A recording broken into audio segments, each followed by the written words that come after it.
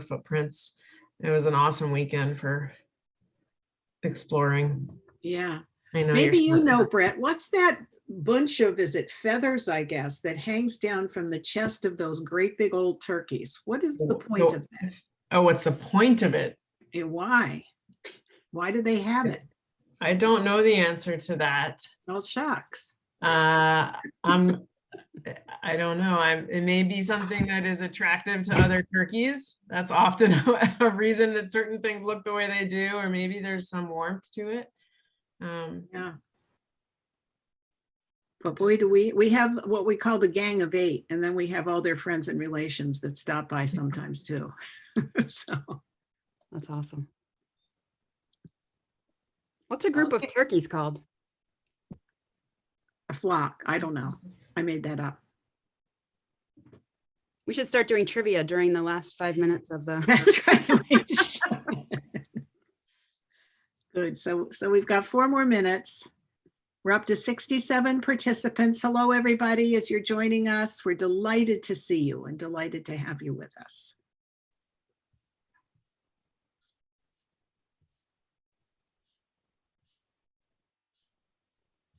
And we have another good meeting in store, as always. A group of turkeys is called a rafter. A rafter. Who Or a made all flock. this up? I think, didn't somebody just arbitrarily make all this up? Yeah. A rafter of turkeys. Hmm. Never. I heard don't think that. I've ever heard that before.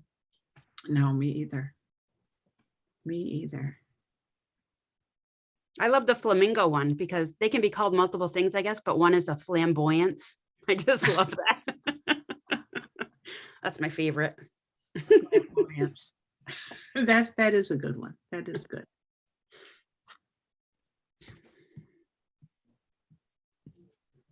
'70. We're up to 70. Yay. Yay. As you're joining, if you have a question, feel free to use the chat function at the bottom. Just type it in, hit enter, and it will appear to us, and we will be monitoring it. And once I start talking, Courtney and Brett will be monitoring that throughout the whole evening. Mary Louise just said, good evening, everyone. Good evening, Mary Louise.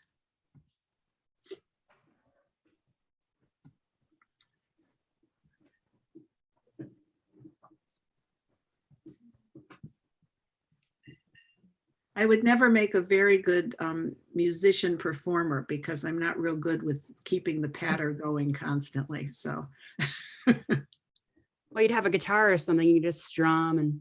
oh yeah, I would tune, wouldn't I? That's what I would do. Right, exactly. Looks really cool. Yeah. We actually, we got brave and went to the showroom at the Colonial on Saturday night. They had a bluegrass group that was, that drew from their Jewish roots into their original bluegrass compositions, which was really very interesting. That's And cool. they had one that incorporated some of the words of Anne Frank's book, and it was very, very moving. And there were only 25 people there. It was a horrible night, but we certainly could socially distance. And it was delightful to get out. I've been a hermit, so that was fun. Susanna Krautman shared a fun fact. A group of goldfinches is called the charm. Oh, I like that, Susie. And thank you, Gil. Gil said, thank you for all the work you do. I, like many others, miss meeting in person with so many wonderful women. Oh, Very nice when we can all be together. oh, my clock is chiming, but I think it's a minute early. Yes, we have 1 more minute. And we're up to 83 people. Can we get to 85 before 6 o'clock? Nope, we didn't. Just to 83. 84. We made it to 84. Okay, why don't we start? Sounds good? Sounds good. Well, good evening, everyone, and welcome. I am Jane Shapiro, and I'm chair of the steering committee of 100 Plus Women Who Care Cheshire County.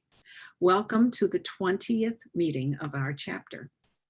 As of this afternoon, our giving circle has grown to 310 members, and we have donated a total of $319,416 to 21 chosen organizations and another 30 organizations which were nominated but not chosen. I'd like to give a special welcome to those who have joined us either at or since our last meeting, and they are Kathleen O'Neill Malloy, Sally Millay, Elena Weibel, Cheryl Belair, Alicia Deaver, Cheryl Benchavanga, Sherry Guardiano. Welcome to all of you. Special warm welcome. And I know that we also have a number of guests this evening, and so we're really delighted to have you with us, and we welcome you as well. I'd like to remind you that this format is a Zoom webinar, which is slightly different than the Zoom meetings many of you have used over the last, I wrote this a while ago, I have over the last months, now I can say over the last years. You are the audience, and as such, we do not see you or hear you, nor can you see or hear each other, but you can communicate with us through the chat function. And if you signed in early, you heard us responding to those chat comments and questions. If you have a technical question at any time during the meeting, feel free to mention that in the chat, and Courtney or Brett will help you with that. When the time comes for one of our nominators to present, you will see her and hear her on your screen. You could submit your questions regarding her organization via the chat function as well. And Courtney and Brett will monitor that. And during that Q&A time, they will read all the questions for everyone to hear, and then the presenter can answer. After all three presentations, a poll will magically appear on your screen. And if you are a member, simply check your choice, submit the poll, and then we'll be able to announce the chosen organization by the end of this meeting. If you are a guest, we ask that you do not complete the poll. Only members are allowed to vote. Honor system, they are guests. I would like to acknowledge the work done by the steering committee, which continues to meet safely, keeping our group running smoothly, dealing compassionately and capably with the many bumps in the road. And a special thanks to Courtney Fougere, whose dedication and technological expertise enables our group to continue our work on this platform. And we have hardly missed a beat during this COVID time in terms of our collective giving, which is a real credit to all of our members. In addition to Courtney, I thank Brett Thielen, Lisa Marr, Judith Putzel, Bridget Hansel, and Mary Delisle. Since our last meeting, we've had some great PR. I hope you all got a chance to read that wonderful feature article in the December 25th and 26th edition of the Keene Sentinel, written by Paul Kumo-Booth. He did a really great job of describing our group and all the reasons that make it special to us. Then in January, Elm City Rotary Club invited Judith Putzel and me to speak at one of their morning meetings. There was much interest in what our group does and how we do it among their members. Lots of really good questions too. And I believe that some of the new members that I welcomed earlier were inspired by that conversation with Elm City Rotary Club, and that's what brought them to our group. The steering committee, yet again, had so hoped that tonight we'd be greeting each other in person. However, it's just not time yet. So we have to meet at this webinar format once again. We really appreciate your continued enthusiasm for our mission, your willingness to participate via this virtual platform, and your suggestions and so many encouraging messages. We really do appreciate all of that. If you've been coming to the meetings regularly, this is the time where I have the 6 reminders. And if you're new, you will hear those at each meeting. But I still have people who ask these questions in between each and every quarterly meeting. So I go through them again. So listen up. I appreciate the patience of those members who attend every meeting. Believe me.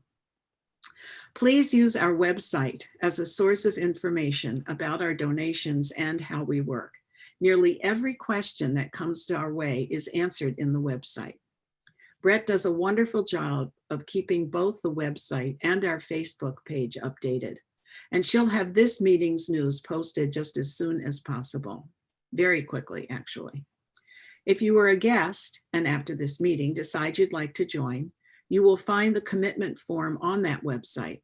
Simply fill it out and send it either email or snail mail to the address on the form. A reminder that you can put, this is a reminder that you can put May and all of our 2022, you can even put 2023 meetings on your calendar now, because we always meet on the first Monday of February, May, August, and November. So our next meeting is Monday, May 2nd. We are part of a network of over 700 100+ Who Care chapters from all over the US and at least 10 other countries.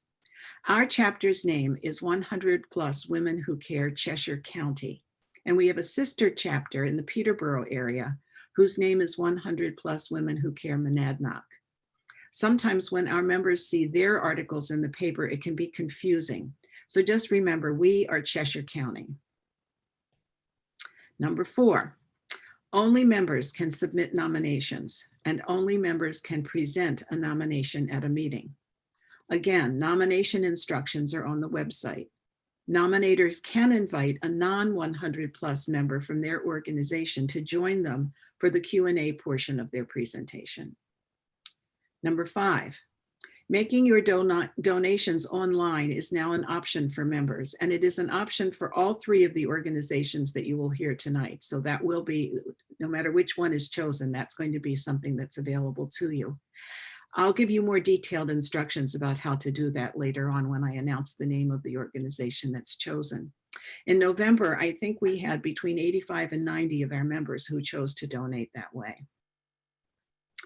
And number 6, if you send a check, do not make your donation out to 100+ Women Who Care, please.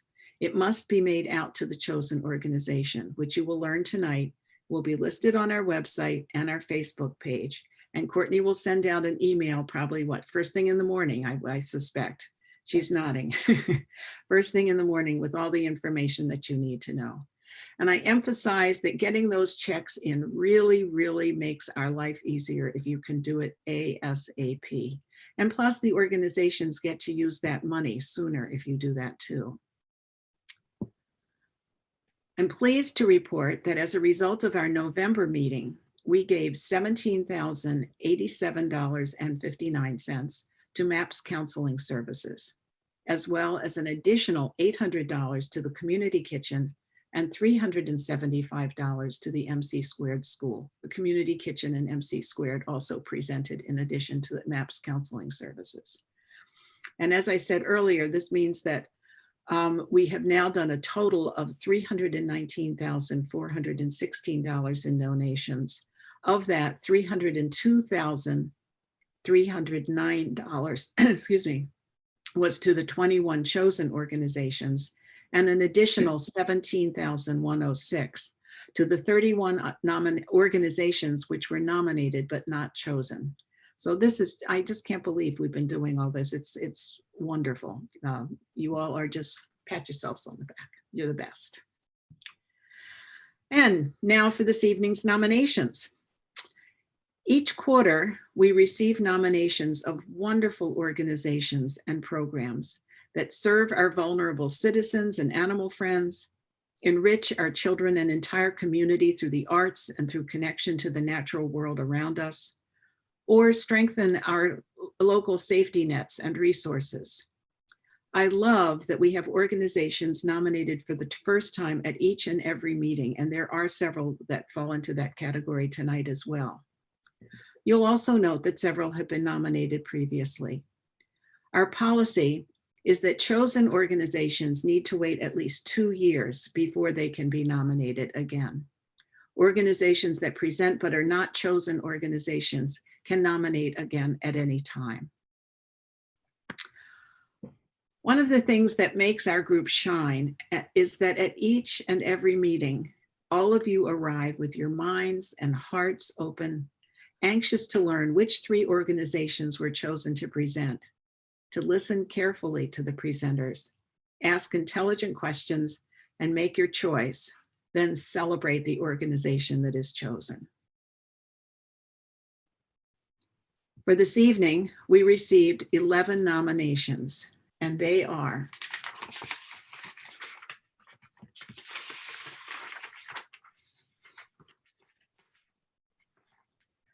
CASA, the Court-Appointed Special Advocates of New Hampshire, nominated by Allison Riley. Court-Appointed Special Advocations of New Hampshire, an organization program which provides a voice to the victimized children of New Hampshire, seeks funding for the recruitment and training of new CASA volunteer advocates in Cheshire County. Number 2, the Hand to Heart Project of New Hampshire, Vermont Palliative Services, nominated by Pat Barber. The Hand to Heart Project, an organization that provides free in-home massage and compassionate touch to people with cancer, seeks funding to support that work as it continues to expand in Cheshire County. Number 3, 100 Nights, nominated by Sarah Barrett. 100 Nights, which is a shelter and crisis-related services to those experiencing or at risk of homelessness, seeks funding for the construction of its new emergency shelter and resource center in Keene. Number 4, Keene High School Project Graduation, nominated by Emily Nichols. Keene High School Project Graduation provides safe, drug and alcohol-free activities on graduation night. They seek funding for the class of 2022's project graduation. Number 5, Mount Caesar Union Library, nominated by Kathy Habibi. Mount Caesar Union Library is a Swansea public library, and they seek funding for making the front entrance handicap accessible and reinforcing the main floor of the library. Number 6, Monadnock Humane Society, nominated by Kathy Collinsworth.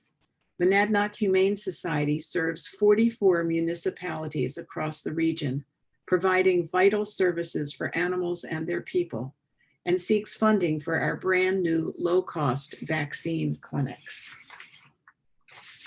Number 7, Monadnock Crisis and Prevention Center, MCVP. I think I said those letters wrong, but at Monadnock Crisis and Prevention Center. Robin Christofferson, MCVP Crisis and Prevention Center, the Domestic and Sexual Violence and Stalking Crisis Center for the 44 towns of the Monadnock region, seeks funding for our Economic Justice Fund. Number 8, MoCo Arts, nominated by Catherine Richardson.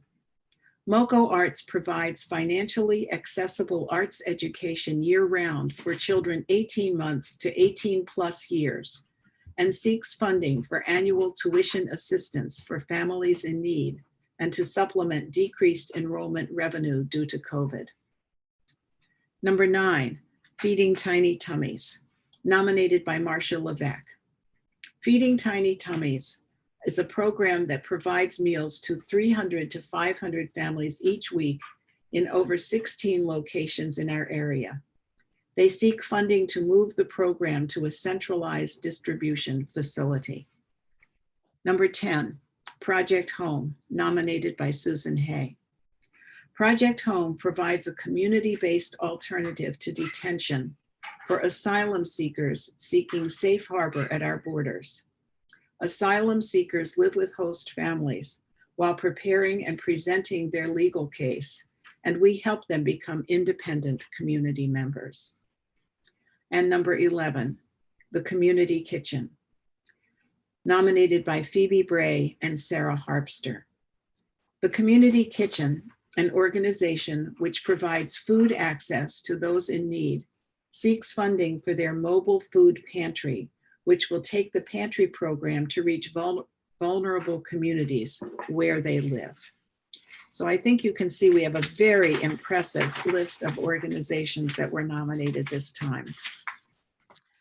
And unlike our in-person meetings where we select the 3 organizations right at the meeting and you watch us do that, we have done that in advance in order to be sure that the technology works for our presenters. So the ones that were chosen are number 1, Mount Caesar Library, nominated and presenting by Kathy Habibi.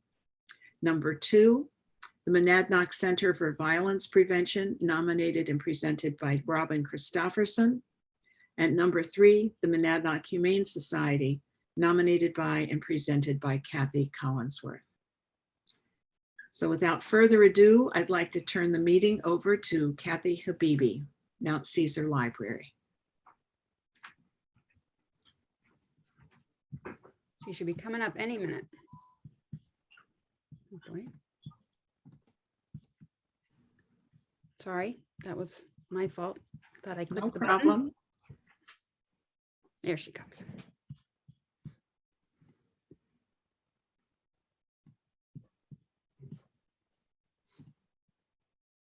Hopefully.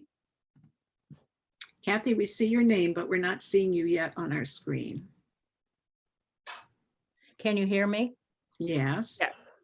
We can't see you. we Well, really would is- like to see you. Is there something I should do? Well, There here we you go. are. Here we go. I want to thank all you ladies for letting me be part of this group. I have to tell you, I am very impressed by all of the organizations in this whole area that I had no idea about before. My husband and I moved here to the area 20 years ago from Switzerland. He is a retired Episcopal priest, and we had never been in New Hampshire before. And don't ask me how we ended up in this spot, but because I wanted to be on Golden Pond, but here we are in New Hampshire. We've always been involved in our community wherever we are, and no exception here. And my husband, who is older than I am, had a real problem going to our local library. It was not easily accessible for him, and he immediately signed us up to be friends of the library. To make a long story short, here we are. He's not as active as I am now in trying to do things for the library, but our initial effort was to try and get an elevator for this library. We live in Swansea.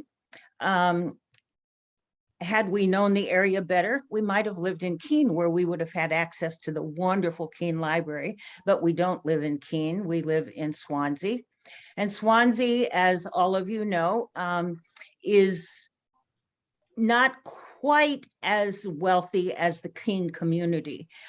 We have a higher percentage of poor people in our community, or I shouldn't say poor people, people who are lower income people.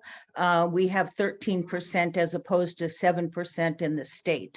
And we have a larger than a number of children on subsidized lunches here at the schools, at our local schools. Right now, everybody's getting free lunches during this pandemic, but the library is a very important resource for many of the children in our community that can't pay to go to the Keene Library to be a member of that one. And they utilize this library a lot. We are in walking distance to the schools, and I'm not sure if all of you know where we are located, but we are right in Swansea Center. Right next to the town hall is where the library is. It is a Greek revival building that was built in 1843. And it was built as a private seminary for boys at that time by the Carpenters, and George and his wife, Lucy Carpenter. The school eventually went out of business because there was great competition from other schools and public schools. And the building kind of sat dormant for a little while, and until 1883, Lucy Carpenter and 2 other ladies started a library in it, a public library. And George Carpenter then donated the building to the town, but the town didn't want it. So the ladies bought it back for $1 and established this library. So it is a 501c3 library. It does get some funding from the town, because if you are a public library in the state of New Hampshire, the state requires you to give adequate funding to your library. Of course, the big key here is what is adequate. And in our case, our particular town gives half of what they give in the neighboring towns, Troy and Marlborough, whatever, that have smaller populations than us. We operate this library on a budget of $100,000 a year that employs 3 people, buys books, keeps on the lights. If you all know heating bills right now, you know how the heating bill's going. Right. Kathy, And- I'm going to have to ask you to wrap up, please. Okay, sorry. So right now I am raising funds for a handicap entrance to the library and reinforcement of the front door, front floor. We've had a structural estimate, and it says that we're not safe. We can't use our 2nd and 3rd floors. So I'm trying to raise money to do a handicap entrance. We have a matching grant, Yep. and your dollar will go twice as far if you Okay. can match on this. Okay, thank you very much, Kathy. Together, we can make a difference. Okay, thank you very much. Thank you. So are Any there questions? There is one already. Is the library for use just by Swansea residents? If not, is there a charge to folks outside of Swansea, and what is that percentage of use? Over half the people in Swansea have library cards. It can be used by people from without outside the community. I don't know if they charge them any money. Like I know in Keene, we have to pay $50 or something, but I don't know that you have to pay money here if you're outside, because we are a regional school district, so children are there from different schools. Does that answer the question? I think Yes. it did, yes. There's another one that came in through the Q&A. Says, I appreciate your passion for the library, but the website says the library is a town-owned library with town elected trustees, and the town has not yet contributed to this project.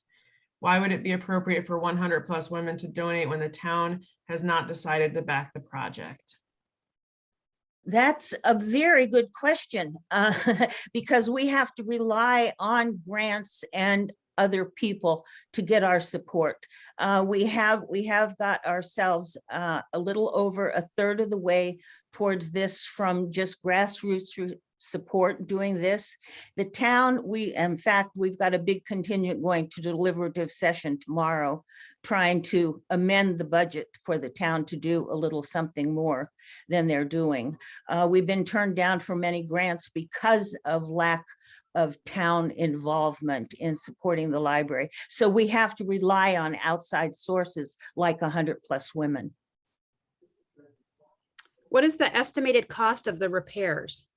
It's going to be approximately $150,000. And we have a $45,000 matching grant so that anybody who would contribute to this, that will double their giving as far as what we would receive.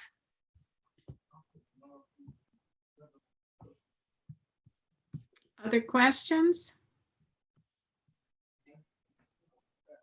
You covered everything very well in your presentation, Kathy. Thank you very much. I'll keep trying. Last call for questions.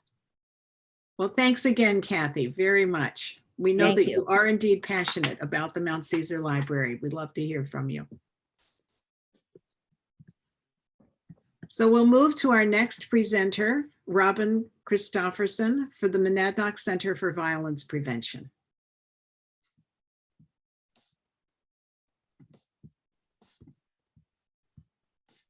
There we go. She should be coming on any second.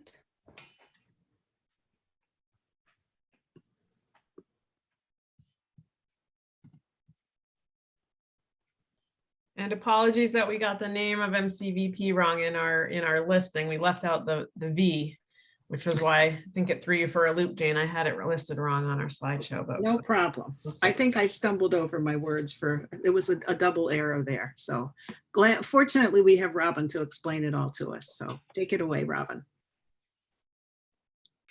Good evening, and thank you for the opportunity to present to the group.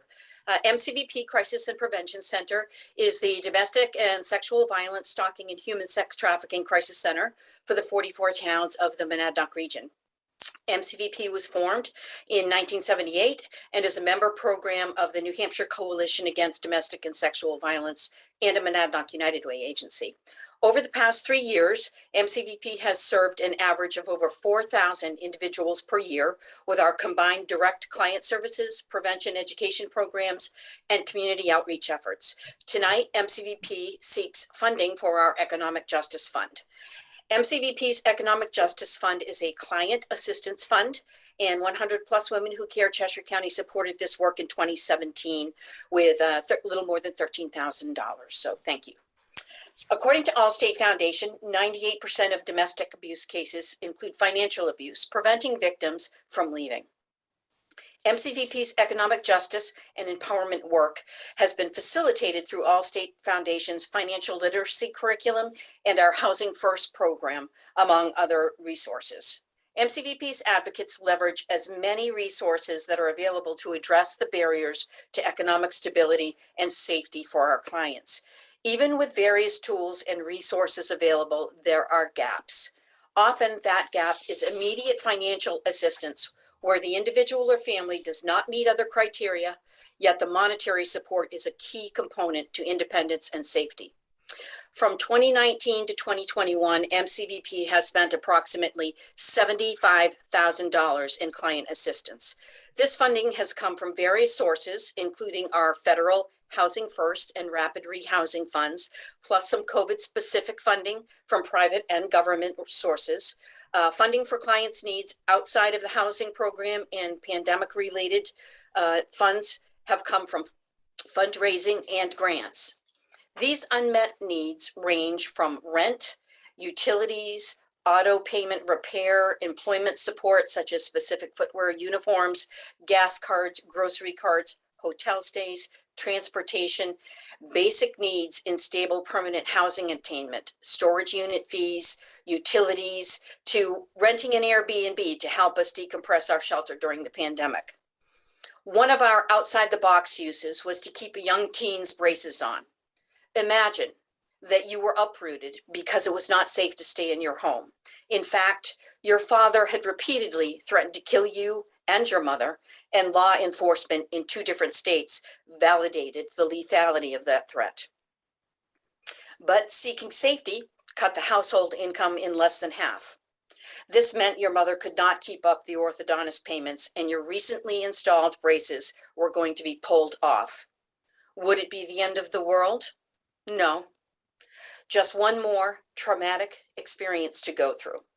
MCVP helped avoid that one more bad thing so that young teen could regain some normalcy. All economic justice funds will be placed in our standalone client assistance account and will be used for direct support. There will be no staff or administrative expenses. Here are some testimonials from 2 clients who have been the recipients of financial support from the Economic Justice Fund. First, I have learned throughout the years that gratitude turns what we have into enough. The financial help I received from MCVP was another item I could add to my gratitude list. They helped me escape a domestic violence situation in an emergency and put me in a safe place.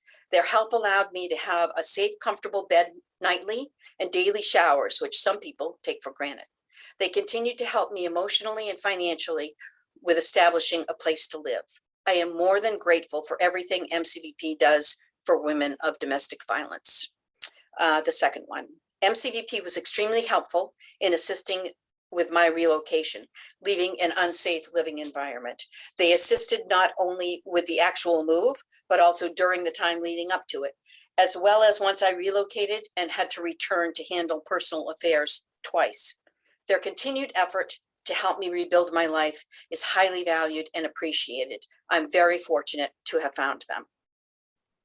So I ask you, please help MCVP continue to provide economic justice to survivors of domestic and sexual violence. Thank you. Thank you, Robin. And now we'll open the floor to questions. Again, I remind you, if you have a question, look at the bottom of your screen and you'll see a little conversation bubble that says chat under it. If you click on that, you can type in your question, hit answer, and we will see it, read it, and Robin will answer it. I'll ask a question while we're waiting for others. How do clients access these funds? Do they have to apply for them like you would apply for a grant, or how does that work?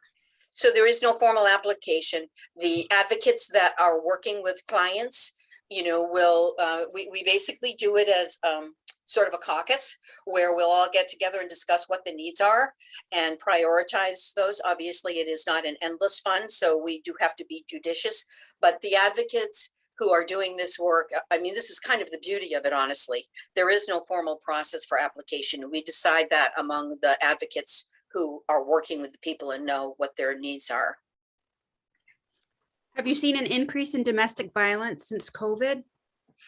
So, the interesting thing about that was a tsunami was sort of predicted to happen, which is kind of starting to roll out now. Anytime there's stress in a family, where abuse already exists, but maybe at a lower level, it gets exacerbated. So, alcohol, drugs, financial stress, the stress of a pandemic don't cause domestic violence, but it's sort of like throwing accelerant on an already burning ember. And then it got very quiet, just like Child Protection Services will tell you, it got very, very quiet. And now we're starting to see people come out, although we know we just kind of had a backlash with people being able to be out and about. But when everyone was home together, there was not as much ability for people to seek help and services because they were all home together. There wasn't any alone time. There was some question about prevention education, I think, that I... Yep. Does MCVP provide education in schools about dating violence / abuse to young people? We sure do. We have a lot, the part of those 4,000 a year was the prevention education efforts. Our sort of flagship program right now is Choosing Healthy Relationships, which is a child sexual abuse prevention program. It starts with children 3 years old, it goes up to 8th grade, and also with the adults who work with and care for those children. And then we have specific curricula for teens and in colleges and community at large. How much money have you distributed from this fund in the last few years? So as I said, in the last 3 years, it was $75,000. So from 2019, was it, to 2021? So over the last 3 years, $75,000. How can you sustain this, Robin? You do great work, but what other funding do you have? So that's recently we've gotten some specific COVID money, but we keep doing fundraising. We one of the online, and I've forgotten if it was New Hampshire Gives or Day of Giving, we geared toward the Economic Justice Fund. We've had an event planned that we hope to roll out this spring, but it's been planned for 2 years. That's going to be a specific fundraiser for the Economic Justice Fund. So it's a constant, replenishment. Do the funds primarily go to women with families or single women? Either. Yep, it's it's not a primary. It's as the need exists. It could be either one. Great. We have about 30 more seconds for questions and answers, and I don't think we have any open questions at the time. Is there a last question from one of the members?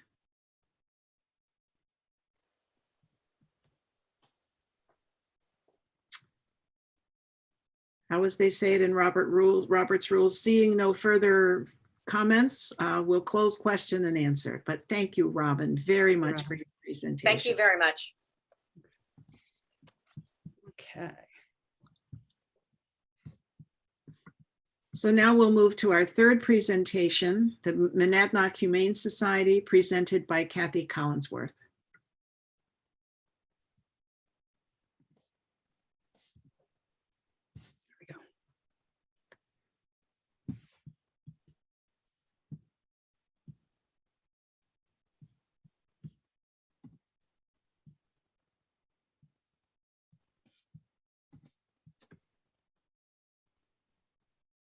There we go. There we go. You ready? Yes. Yeah. Excellent. Good evening. I'm very grateful to have the opportunity to present our request for your support of a new service that Monadnock Humane Society will be providing to people throughout Cheshire County. The program is based on a very significant and troubling need that we are seeing in our community. First, though, a little reflection and insight. Everyone knows that we are in the animal welfare business and provide many different services to help people and pets. One of those services many of you have already supported, our Animal Safety Net program, which also serves human welfare. We house and provide medical care for beloved pets at no cost to family members who are fleeing domestic violence, navigating homelessness, or going into a drug addiction treatment. The family pets are loved and cared for until they can be reunited with children, adults, and elderly, again, at no cost. The need for this service, especially in this housing crisis, has been life-changing for many, and I thank you again for your support 4 years ago.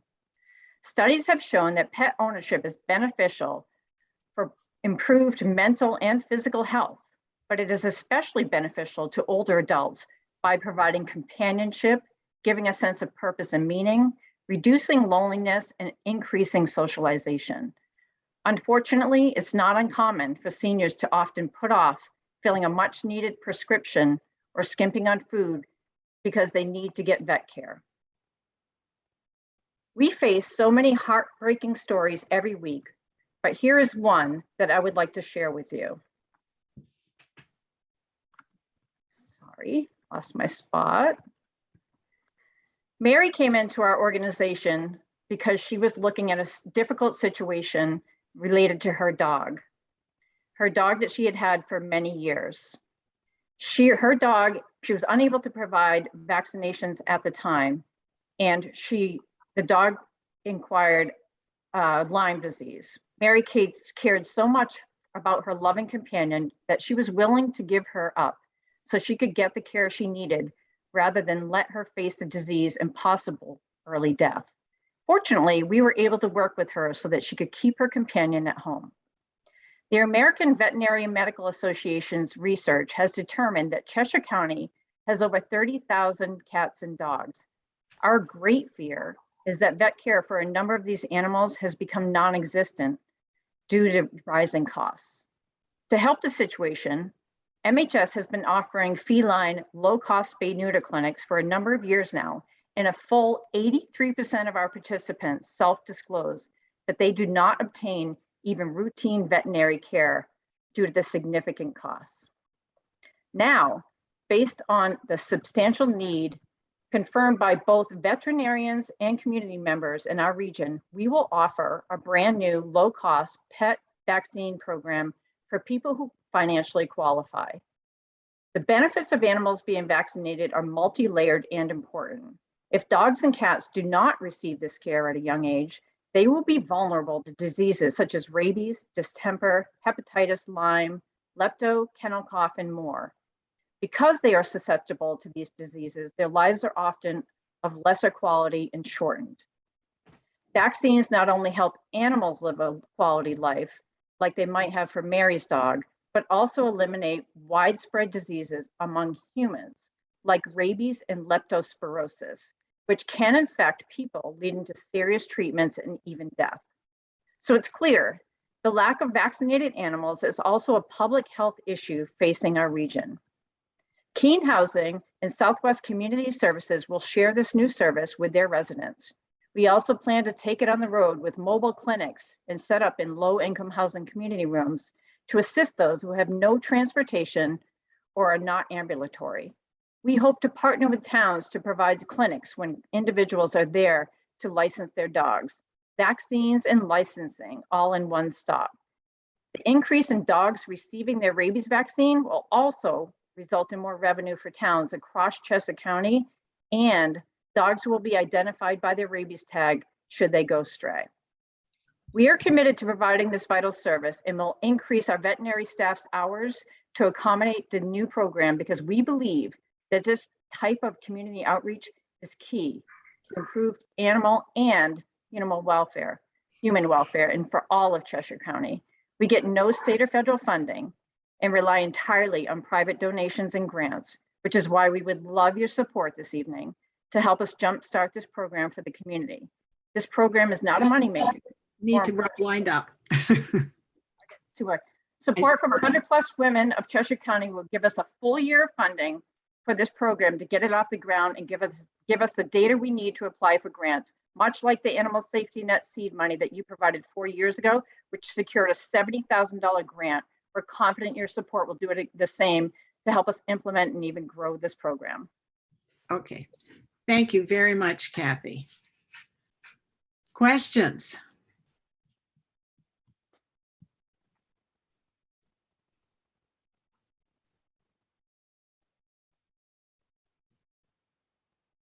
Ooh, everybody's quiet on this one. I'm thinking about it. I'll ask a question for the mobile thing that you're doing. Do you already have the vehicles or? Yeah, so we actually secured one of those really, I forget what they call, like high vans, big vans from 3 different funders just less than a year ago. And we will be utilizing that. So C&S Wholesale Grocers and Fenton Family Dealerships. And it's a fantastic big van that we can actually stand up inside and everything. Nice. What was the impact on MHS in the community from the recently reported feral cat story? Oh, right. So we had a feral cat colony reported to our organization, and our humane agent went out into that town. And to date, we have brought in over 120 cats, which is also vital.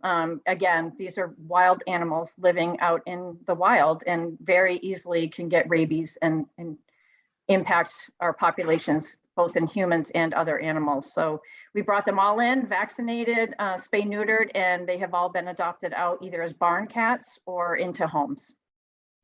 How will you identify the animals in need? So we have partnered with Keene Housing and Southwest Community Services. I already have a great relationship with our 100 Nights and also with Community Kitchen related to Animal Safety Net. And I've made these low-cost vaccine clinic flyers available. They've gone out in mailers already to those residents. Do you use local vets or do you do the vaccines?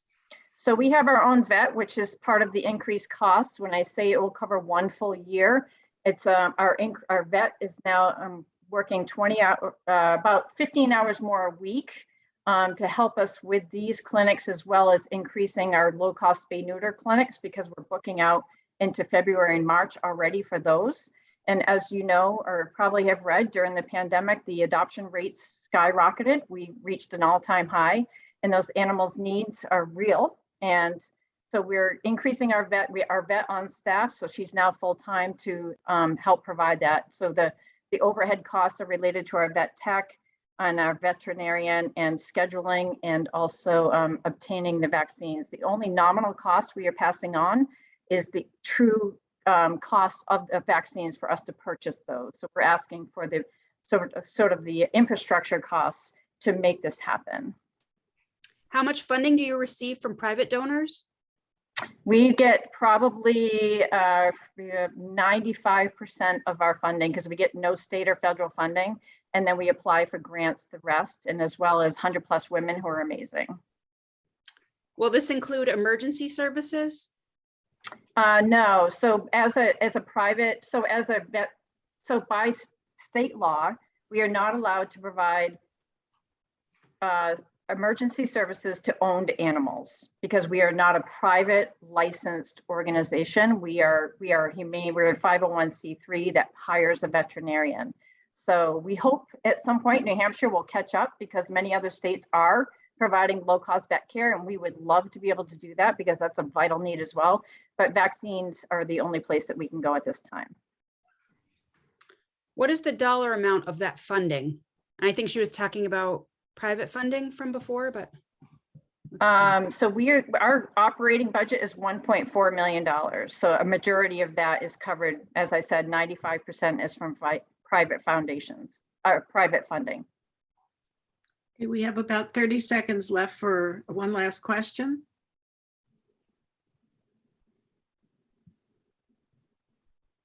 I think we have a comment in the chat.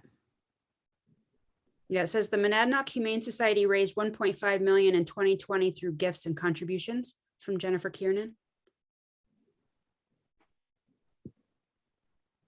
Anything else for Kathy? Thank you very, very much, Kathy, for your Thank presentation. you. Thank you so much.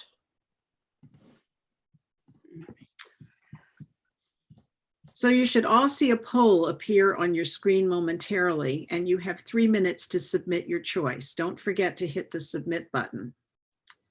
While you fill it out, I'd like to introduce 100+ members, Judy Putnam and Annie Faulkner, representing the Keene Office of Planned Parenthood of Northern New England, which is the organization that we chose for our donations last August. We're asking them to tell us how their donations made a difference to the people who use their services. They will be joined by Planned Parenthood staff member Ella Kruszinski. No, let me do that again. I'm going to get this right, Ella. Ella Kruszinska.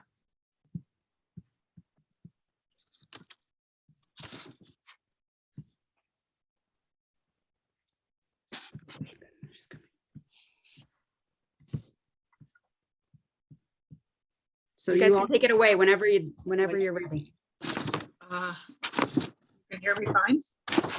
Yes. Oh, good evening, everyone. First and foremost, I would like to say thank you so much for choosing Planned Parenthood of Northern New England's local office in Keene to support at the August meeting. You donated $18,000 to support non-abortion related health services for people in this area of New Hampshire. These funds are being used to pay for services such as birth control, testing and treatment for STDs, wellness exams, and more to patients needing financial aid. This support is critical when the state is trying to defund women's healthcare. In the 6 months since receiving the gift, there has been an increase in patient numbers at the Keene Health Center, not caused by the gift, but there has been an increase. 50% of whom are new to Planned Parenthood and the Keene Health Center. And nearly 70% of all patients seen were provided free or discounted care. Also important is the boost to the healthcare center's staff morale. The knowledge that the 300+ members of 100+ Women Who Care chose to award funds to their work made them feel recognized and appreciated when so much of the news indicates that their work isn't valued. If you are interested in further options, if you personally are interested in further options to support our local clinic financially, please get in touch with me or Annie. And now I'm turning it over to Annie Faulkner. Thanks, Judy. I thought folks would like to hear that since last summer's gift, Planned Parenthood of Northern New England was recognized with the Press Ganey Guardians of Excellence Award, which is given to healthcare organizations who rank in the 95th percentile of patient experience. So it was quite an honor. The high patient satisfaction is borne out by 2 recent patient testimonials from our region. The first person wrote, "Because of the financial and insurance barriers to most trans medicine services, I was unable to find the level of care that I needed. That's when I found Planned Parenthood. I began seeing them regularly for hormone replacement therapy and blood work. The people that helped me were open to questions. They were honest about what they did and didn't know, and they never made any decision regarding my care without consulting and informing me first." And there's one more testimonial I would like to read. "Planned Parenthood completely surpassed any care I had been given in the past. The staff was kind, respectful, and provided the patient-centered care I needed at the time. She listened to me, she offered to help me find grief counseling, and she provided me timely, effective treatment to help me through an exacerbation of my illness. In a time in my life when I felt so broken, the staff at Planned Parenthood helped me start the process of picking up the pieces. Thank you again for your support of our local Planned Parenthood Health Center. Ella? I'm going to give a quick funding update in terms of your gift. You supported your gift at a time where we've been facing incredible challenges. Last year, we lost nearly $1 million worth of state funding through budget cuts and an executive council defund. You may have seen in the news that we received a $500,000 dire needs federal grant. And we really hope that this can make up about half of that loss of funding, but there is a court battle that could make this gift ineligible. We're still waiting to hear from that. Given these challenges and the general atmosphere in which we operate, your gift really comes at an impactful time for our staff. In moments like we find ourselves right now with funding, we really rely on the generosity of our friends like you and our community like you guys. Your gift has made it possible for us to continue to provide this care, regardless of ability to pay for all of our patients at the Keene Health Center. So thank you so much. There's some more info in the chat if you're interested in continuing to support us, either financially or with volunteer options. Great. Thank you very much. All right, I'm gonna move you guys back into the audience.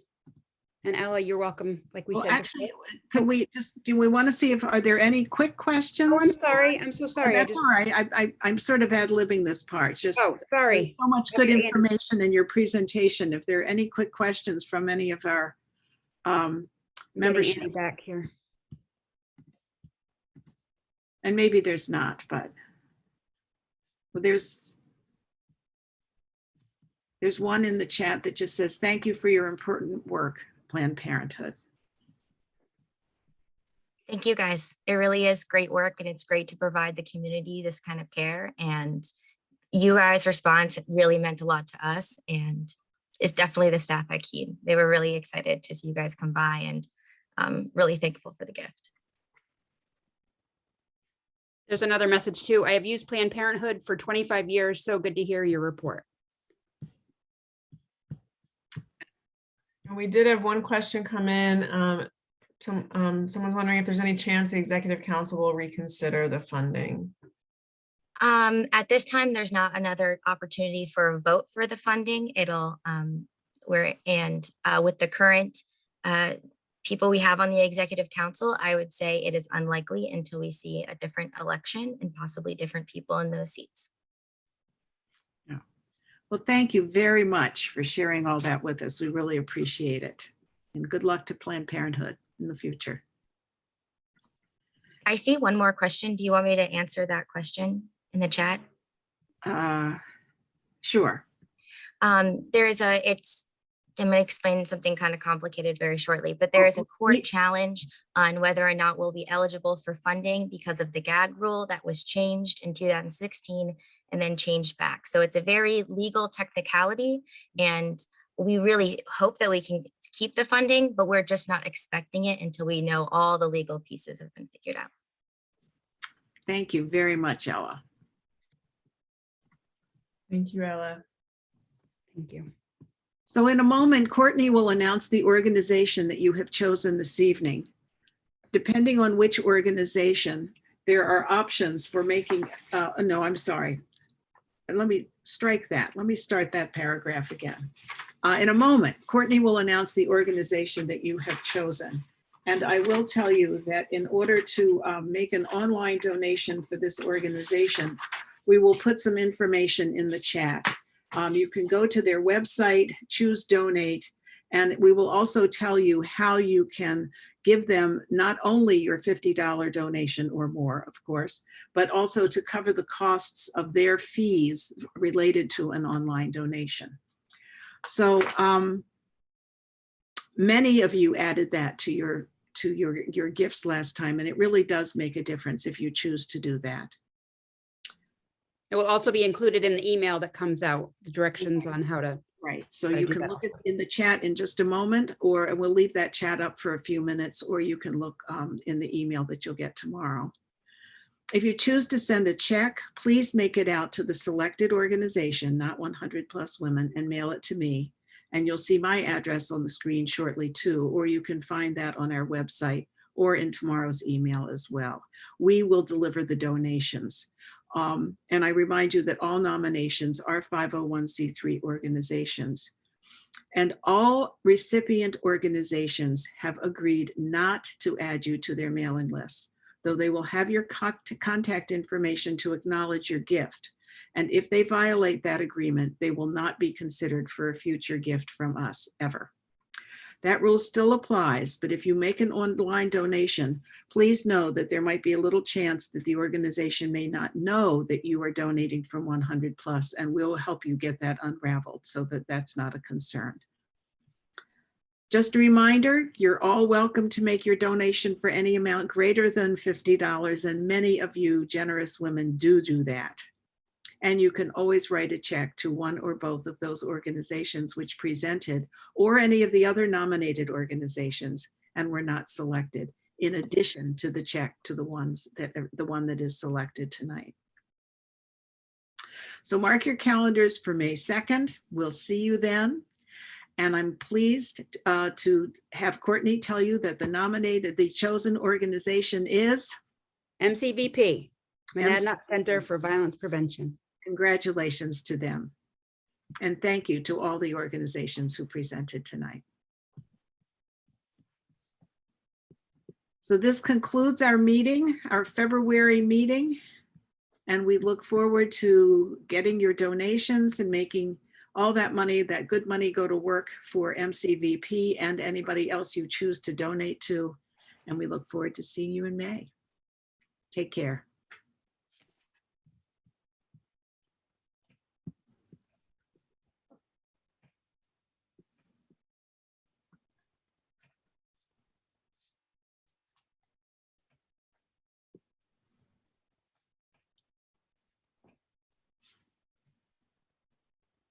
It's always sad to see the numbers go down with I know. everyone signing off. I know.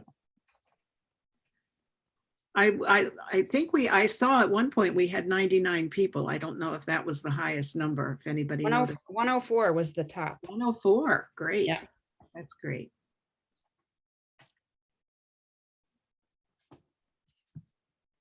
Oh, I can promote all of our lovely panelists back from steering committee.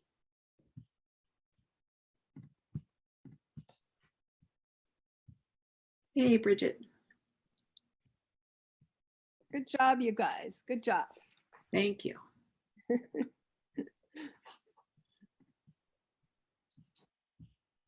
I fell over a few words, but not too many. Oh, perfect, Jane. No, you always do great. They were good questions. I really did have to jump in on 2 of them to cut them off, which is unfortunate, but. I know, I don't think they're always like, they might be showing just speaker view, so they might not even see you when you wave, I think. Okay. Yeah, I think that might be tricky. I wonder if we want to think about maybe next time we won't be on Zoom, but if Yeah. we are, maybe I might just have to chime in with some sort of sound, Yeah. The trouble is if I were to chime in with a sound, then either you don't hear me because there's a delay, or the audience misses